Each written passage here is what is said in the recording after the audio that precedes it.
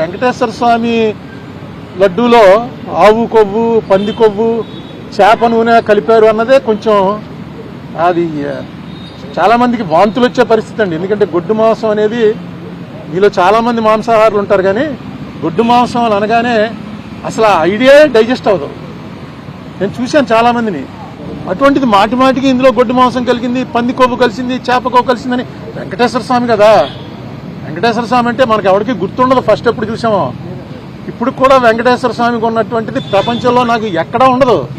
ఆ రష్ నేను చూసాను, నార్త్ ఇండియన్స్ వచ్చి చూసి ఏంటిది రోజు కుంభమేళ ఇక్కడని.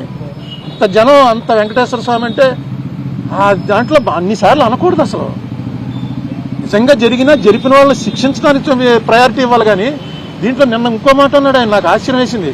ఇది అవినీతి కాదుట, హిందూ మతాన్ని నాశనం చేయటం కోసం పన్నిన కుట్రట. హిందూ మతం నాశనం అవడానికి చేయగలడా దీన్ని?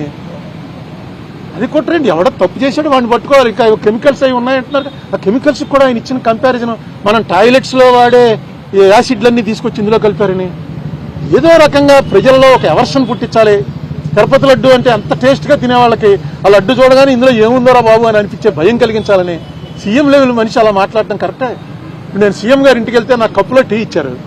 ఆ కప్పు పట్టుకుని ఇది ఏంటనుకుంటున్నారు ఈ మెట్లు, ఈ మెటీరియల్ మనం టాయిలెట్స్లో కమోడ్లు వాడతామే, ఆ కమోడ్ మెటీరియల్ తోటి కప్పు తయారు చేసి కప్పులో ఇచ్చారు. నిజమే, అది కమోడ్తో పోల్చడం ఏంటి? పింగాణితో అనేక రకాలు తయారవుతాయి, కమోడ్తో పోలుస్తారా ఎవడన్నా? ఇది ఇలా మాట్లాడుతున్నాడు ఏంటి? ఇంత అందులో టాయిలెట్లు కడిగే వాటిని తీసుకొచ్చి కలిపారని. ఇది బ్లాస్ఫమీ అవుతుంది. బ్లాస్ఫమీ అంటే దైవద్రోహం. దయచేసి ఇలాంటి పనులు వద్దు. మీకు రాజకీయంగా ఖర్చు ఉంటే రాజకీయ ఖర్చు తీర్చుకోండి, కేసులు పెట్టండి, మీ చేతిలో పవర్ ఉంది. అప్పుడు ఏ స్ట్రాటజీ మీద వెళ్తారు? బీజేపీ వాళ్ళు కూడా ఇప్పుడు ఇలా మాట్లాడలే.